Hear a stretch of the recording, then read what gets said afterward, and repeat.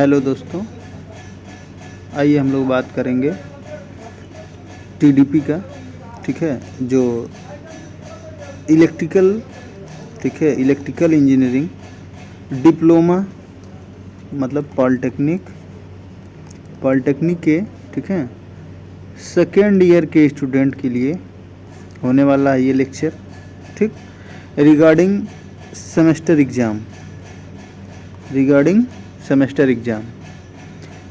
Exam के लिए, या बोल सकते हैं कि सेमेस्टर एग्ज़ाम के पॉइंट ऑफ व्यू से ये पूरी सीरीज़ जो आज से हम स्टार्ट करेंगे, आज इंट्रोडक्शन क्लास है।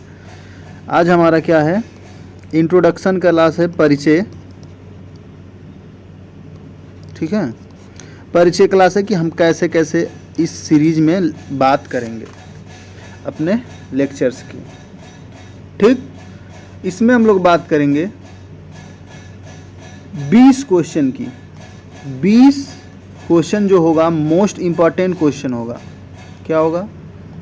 मोस्ट इम्पॉर्टेंट क्वेश्चन होगा जो आपके एग्ज़ाम में ऐसे समझिए कि एज इट इज़ ही आएगा। ये 20 क्वेश्चन अगर आप रेडी कर लेते हैं, ठीक है, तो आप टीडीपी में 30+ नंबर गेन कर सकते हैं अगर आप ये 20 क्वेश्चन को सॉल्व कर लेते हैं। और इसी 20 क्वेश्चन को हम सॉल्व आपको कराएंगे इस सीरीज में। ठीक, तो पेशेंस बना के रखना है पहली बात। ठीक है, पहली बात आपको पेशेंस बना के रखना है। ठीक, पहली बात पेशेंस बना के रखिए। दूसरी बात, आपने साथ नोटबुक पेन ये सब साथ में लेके चलिए। और तीसरा काम, जितना 20 क्वेश्चन है आप पहले वीडियो को पॉज करके उसको राइट कर लेंगे, अपने कॉपी पे लिख लेंगे। समझ में आया? जो 20 इम्पोर्टेंट क्वेश्चन हम आपको देंगे यहाँ पे इस लेक्चर सीरीज में, आप उसको पहले दूसरे पेज पे, पहले पेज पे ही 1 से लेके 20 तक क्वेश्चन को राइट कर लीजिए, लिख लीजिए। और उस क्वेश्चन को पढ़ लीजिए, 2-3 बार पढ़ लीजिए कि इस किस चैप्टर से क्वेश्चन है। ठीक, चौथी बात कि क्वेश्चन आपको एक वीडियो देखना है। ठीक है, वीडियो जैसे ही आप हम एक वीडियो में एक क्वेश्चन की जिक्र करेंगे, छोटा छोटा वीडियो बने या बड़ा बने, एक क्वेश्चन आप पढ़िए और उस क्वेश्चन को 2 बार रिवाइज करने के बाद, 2 बार रिवाइज करने का मतलब जस्ट आप एक बार हमारे वीडियोस लिखेंगे। दूसरी बात, वीडियो जब ख़त्म हो जाएगा तो आप उसको सरसरी निगाहों से देखिए। सरसरी निगाहों देखने के बाद आप उसको अपने से लिखने की कोशिश करिए। ठीक, हमारी पूरी कोशिश होगी कि आपको सिर्फ क्वेश्चन के पर्पस से ही तो बता रहे हैं, लेकिन इसमें आपको हम जानकारियाँ भी देंगे। ठीक है, आपको हमारे तरफ से ये रहेगा कि आपको 100 में 100% पूरी समझ में आएगी हम क्या क्वेश्चन है, कैसे क्वेश्चन को डील करेंगे। ठीक, समझ में आई इतनी बात? तो आपको यही है कि आप अपने डिसिप्लिन में रहिए और पढ़ाई को करते रहिए। आपके पास ज़्यादा दिन का वक्त है नहीं, एग्ज़ाम तो आ ही गया है। ठीक है, तो डरने की बिल्कुल बात नहीं है। 60% बच्चों को पढ़ने में मन नहीं लगेगा, उनकी बैकग्राउंड थोड़ा इधर उधर है। ऐसा नहीं कि ये कमज़ोर बच्चे हैं, बस मन भटक गया है कि टीडीपी में डर लग रहा है, टीडीपी में फेल हो जाएंगे, हमको कुछ समझ में नहीं आ रहा है। ऐसा एकदम नहीं है। आप 20 क्वेश्चन को यकीन मानिए, अगर देखिए और 20 क्वेश्चन को जैसे ये स्टेप बताएं फॉलो करिए, अगर फेल होंगे तो गारंटी हमारी है। समझ में आया? तो गारंटी हमारी, मेहनत आपकी। गारंटी हमारी, मेहनत आपकी। समझ में आया? आपको मेहनत करना पड़ेगा भाई, बिना मेहनत से नहीं होगा। बस कुछ करना नहीं है, 20 क्वेश्चन को आपको राइट करना है और पूरा सॉल्यूशन हम आपको देंगे, लिखना है और आपको एग्ज़ाम में 30+ नंबर लेके मस्ती करना है। इसमें कोई दो राय नहीं है कि 30 से कम नंबर आ जाए आपका, अगर आप इस 20 क्वेश्चन को हमारे साथ पढ़ लेंगे तो। चलिए अब देखते हैं कि वो क्वेश्चन 20 कौन कौन से हैं। चलिए आपके सामने क्वेश्चन दिख रहा होगा, सारे क्वेश्चन को आपको अपने नोटबुक में नोट करना है, ठीक। चलिए पहला क्वेश्चन देखिए, बोला कि ट्रांसमिशन सिस्टम का लेआउट बनाइए। ट्रांसमिशन सिस्टम का लेआउट बनाइए, मतलब इस क्वेश्चन में हम लोग डील करेंगे कि जनरेशन से लेके हमारे घरों तक बिजली कैसे आती है, उसको एक लेआउट के रूप में बनाना है। लेआउट मतलब नहीं समझ रहे हैं आप? लेआउट मतलब अगर बोलें इसका दूसरा नाम तो बोलते हैं कि SLD। SLD मतलब single line diagram, single line diagram. ये भी बोल सकता है कि ट्रांसमिशन सिस्टम का सिंगल लाइन डायग्राम ड्रा करिए, खींचिए या लेआउट बनाइए, बात एक ही है। समझ में आई इतनी बात? चलिए कोई दिक्कत नहीं होना चाहिए। पहले क्वेश्चन में हम इसकी बात करेंगे। दूसरे क्वेश्चन में बात करते हैं कि AC alternative current, DC direct current, power transmission के बीच तुलना करिए, कंपेयर करना है। AC ट्रांसमिशन का और DC ट्रांसमिशन का आपस में क्या करना है? तुलना करना है। कौन बेस्ट है, कितने रेंज तक बेस्ट है, क्या हम AC की जगह DC दूर तक ट्रांसमिट करें। जनरली आप जनरल लाइफ में देखते हैं तो हमारे पास AC ट्रांसमिशन लाइन ज़्यादा मौजूद है, मैक्सिमम मौजूद हैं। तो क्या रीज़न है, इसकी बात हम इस क्वेश्चन में करेंगे, ठीक। आइए तीसरा क्वेश्चन देखते हैं। तीसरा क्वेश्चन बोल रहा है कि ट्रांसमिशन लाइन में कोरोना को परिभाषित कीजिए। देखिए कुछ बच्चों का ये कापी अगर हम प्री बोर्ड का जो चेक किए हैं तो कुछ बच्चे कोरोना, ये वाला कोरोना लिखे थे जो चाइना से आया था, ठीक है। तो आप जब पढ़े नहीं रहेंगे तो यही लिखेंगे चाइना और जापान और नेपाल। तो ऐसा नहीं करना है, ठीक है। थोड़ा सा डिसिप्लिन बनाए रखना है। मस्ती मजाक की बात अलग चीज़ है, पढ़ाई लिखाई अलग चीज़ है। पढ़ाई करिए, मस्ती से करिए, ठीक है। तो ट्रांसमिशन लाइन में कोरोना जैसे देखते हैं बारिश वारिश के मौसम में, ठीक है, वायर के पास चिंगारी चिप लगती है, आपको हिसिंग की आवाज़ आती है, जामुनी रंग का कलर दिखता है, यही कोरोना की बात करना है हमको, ठीक है। चलिए अगला क्वेश्चन देखना है, हाई वोल्टेज ट्रांसमिशन के लाभ क्या हैं। सॉरी यहाँ पे आपको थोड़ा सा मिस्टेक दिख रहा होगा। तो हाई वोल्टेज ट्रांसमिशन के लाभ क्या हैं, विस्तार से समझाइए। बात समझ में आई? देखिए हाई वोल्टेज पे हम पावर को ट्रांसमिट क्यों करते हैं, हाई वोल्टेज पे पावर को ट्रांसमिट हम क्यों करते हैं। ये नहीं देखेंगे कि 400 वोल्ट पे पावर दूर दूर तक ट्रांसमिट हो रहा है, नहीं देखेंगे 400 kV, 765 kV, ये हाई वोल्टेज है, एक्स्ट्रा हाई वोल्टेज भी बोल सकते हैं। इस पे हम पावर को क्यों ट्रांसमिट करते हैं, क्यों नहीं 100 वोल्ट पे ट्रांसमिट करते हैं, क्या रीज़न है, क्या फ़ायदे हैं, क्या नुकसान है, इस क्वेश्चन में हम इसको डील करने वाले हैं। बात समझ में आया? किसी को इतने बात में कोई दिक्कत बताइए। कोई दिक्कत हो आप तो कमेंट करेंगे, पूछ सकते हैं हमसे, ठीक है, कोई इसमें दिक्कत की बात नहीं है। अगला क्वेश्चन देखिए, लंबाई के अनुसार ट्रांसमिशन लाइन के प्रकारों का वर्णन कीजिए। लंबाई के अनुसार देखिए ट्रांसमिशन लाइन होते हैं, जैसे मान लीजिए 80 किलोमीटर तक अगर एक हमारे पास लाइन है तो बोलते हैं कि ये छोटा लाइन है, लघु लाइन है, शॉर्ट ट्रांसमिशन लाइन है।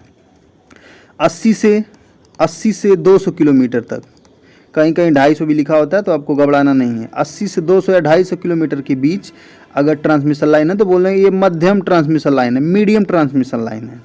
और 200 किलोमीटर या 250 किलोमीटर से ऊपर ट्रांसमिशन लाइन है तो उसको बोलते हैं लॉन्ग ट्रांसमिशन लाइन, लंबी ट्रांसमिशन लाइन, दीर्घ ट्रांसमिशन लाइन। इनके बारे में आपको इनको बताना है इस क्वेश्चन में, ठीक। मज़ा आने वाला है, टोटली इतना समझ लीजिए, ठीक है। चलिए अगला क्वेश्चन देखते हैं, छठा क्वेश्चन। देखिए क्या बोल रहा है कि कोरोना हानि क्या है, कोरोना को प्रभावित करने वाले कारकों का विवरण दीजिए। देखिए सेम क्वेश्चन ही है, ठीक है, सेम क्वेश्चन ही है। चलिए कोई बात नहीं, कैसे भी क्वेश्चन घुमा के पूछेगा हम लोग बात कर लेंगे। अगला क्वेश्चन देखिए क्या है, ट्रांसमिशन लाइन के मुख्य घटक क्या क्या हैं होता है, ठीक है, ये इसको डिलीट कर दीजिए। ट्रांसमिशन लाइन के मुख्य घटक क्या क्या होता है। मुख्य घटक मतलब ट्रांसमिशन लाइन देखिए किस चीज़ से मिल के बनना होता है, ठीक है, खंबा चाहिए, कंडक्टर चाहिए, इंसुलेटर चाहिए, ऐसा देखते हैं ना खंबा, ये सब इंसुलेटर होता है, इसी पे से वायर गया होता है। सब की बात करेंगे, कितने डिवाइस लग रही हैं, क्या क्या टूल्स लग रहे हैं, इसके क्या क्या मेन फैक्टर हैं, इस क्वेश्चन में इसकी बात हम लोग करेंगे। ठीक, समझ गए इतनी बात। अगला देखिए सैग क्या है। 8वां क्वेश्चन बोल रहा है कि सैग क्या है, सैग की व्याख्या कीजिए। ट्रांसमिशन लाइन में सैग के समीकरण की व्युत्पत्ति कीजिए। ठीक है, चलिए। सैग मतलब झोल, झोल मतलब क्या होता है, देखिए एक खंबा दो खंबा ऐसे देखेंगे। हम सोचते हैं कि जो तार हम लोग इस पर खींचे हैं, तार एकदम सीधा रहे, लेकिन तार क्या होता है जनरली ऐसे क्या होता है, लटक जाता है, ऐसे क्या होता है, लटक जाता है। तो यही जो दूरी है इसी को बोलते हैं सैग। ठीक, इसकी बात करेंगे हम इस 8वें वाले क्वेश्चन में, ठीक है, और इसके इक्वेशन के भी डेरिवेशन भी करेंगे, ठीक है, सब कुछ बात हम इस सैग में करेंगे। 9वां नंबर देखिए, 9वां क्वेश्चन, ट्रांसमिशन लाइन में प्रयुक्त होने वाले विभिन्न प्रकार के चालक, कंडक्टर तथा इंसुलेटर को समझाइए। ऐसा ऐसा इंसुलेटर देखते हैं ना आप, जो ऐसा इंसुलेटर होता है, आप देखे होंगे, ठीक है, ऐसा इंसुलेटर आप देखे होंगे, खंभों पे लगा होता है, इसी की बात करेंगे। और चालक कितने होते हैं, कितने, उन सब की बात हम करेंगे, टाइप ऑफ कंडक्टर की। ठीक, अगले क्वेश्चन देखते हैं। अगला क्वेश्चन देखिए 10वां नंबर का क्वेश्चन है कि, ठीक है, 10वां नंबर का क्वेश्चन है कि संचरण तथा वितरण की सिरोपरी एवं भूमिगत प्रणालियों की अपेक्षित लक्षणों की परस्पर तुलना कीजिए।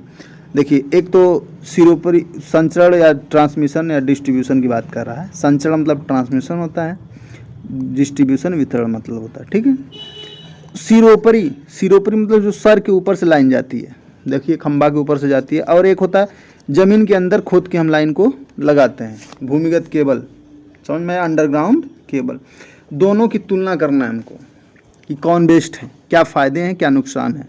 ठीक, 11 नंबर देखिए केबल की संरचना बनाना है भाई। देखिए केबल की संरचना होती है, जनरली केबल देखिए 7 लेयर से मिलके बना होता है। जैसे केबल आप वो वाला समझ रहे होंगे कि जो 12-15 रुपये मीटर खरीद लेते हैं, वो केबल अलग है।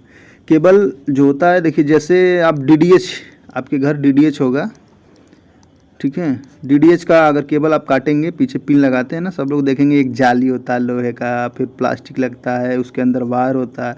तो ये सब लेयर कितने हैं हमारे इलेक्ट्रिकल वाले केबल, 7 लेयर की बात हम लोग करेंगे। शॉर्टकट फॉर्म हमको पता ही है, ठीक है, सिम्बॉस 6 लेयर जनरली होते हैं, 7 लेयर की बात भी हम करते हैं। चलिए अगला क्वेश्चन देखते हैं। केबल में विभिन्न दोषों का नाम बताइए, आप इनका परीक्षण तथा अस्थानीकरण किस प्रकार करेंगे।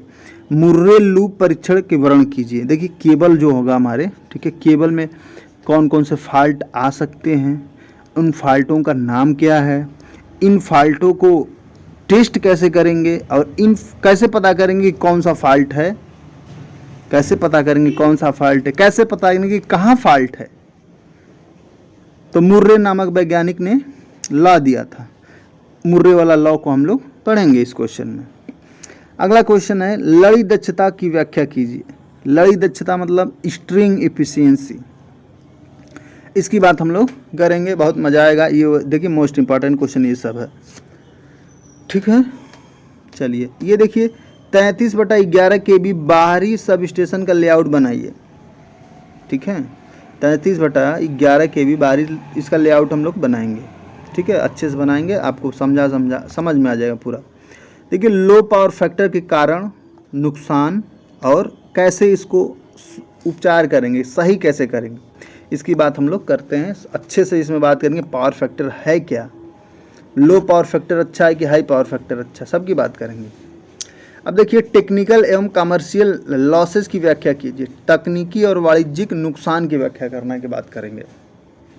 टेक्निकल लॉस जैसे आप मूवी भी देखेंगे, एक मूवी आई थी कि मीटर में ग्रीन बटन, जो भी रेड या जो भी बटन हमेशा जलता रहता है, वो भी तो बिजली खाता है, वो भी तो उपभोक्ता देता है। तो ये सब की बात हम लोग करेंगे। और ये वाणिज्यिक नुकसान जैसे बिजली चोरी, कटिया कनेक्शन, ये क्या क्या कैसे कैसे इसको लिखना है एग्जाम में, इसकी बात हम लोग करेंगे।